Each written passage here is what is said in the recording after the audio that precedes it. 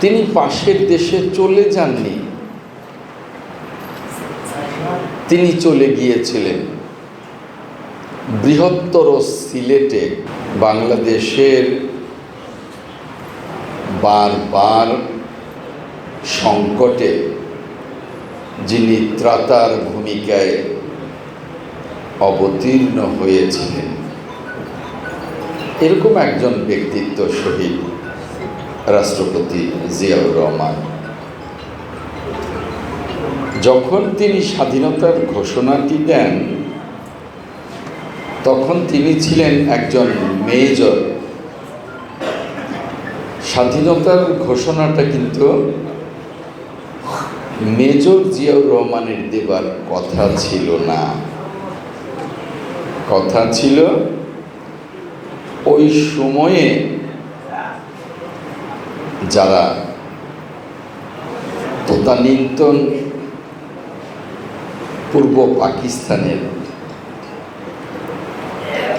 রাজনৈতিক নেতৃত্বে আসীন ছিলেন,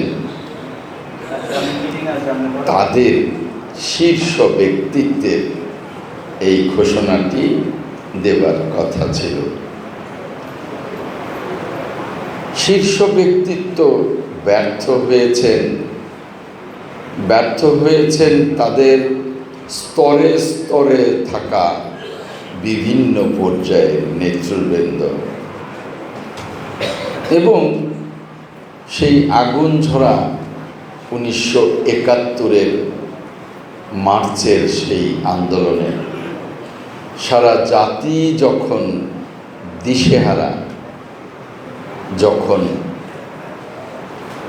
সারা জাতি একটি দিক নির্দেশনার জন্য অপেক্ষা করছিলেন, তখন কাউকে পাওয়া যায়নি। শীর্ষ নেতৃত্ব পাকিস্তানের কাছে আত্মসমর্পণ করে গ্রেপ্তার বরণ করলেন, এবং বাকি হাজারো হাজারো নেতৃবৃন্দ দেশের বাইরে পালিয়ে গেলেন, কিছু দেশের ভেতরে আত্মগোপনে রইলেন। সাহস করে জাতিকে দিক নির্দেশনা দেবার কেউ থাকলেন না। ঠিক সেই মুহূর্তে একজন বীর, একজন দেশপ্রেমিক, যিনি নিজের জীবনকে বাজি রেখে, পরিবারের জীবনকে বাজি রেখে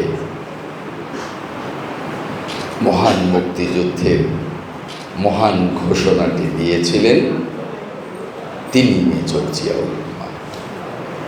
তিনি মেজর জিয়াউর রহমান। ঘোষণাটি দেবার পর তিনি পাশের দেশে চলে যাননি, তিনি চলে গিয়েছিলেন বৃহত্তর সিলেটে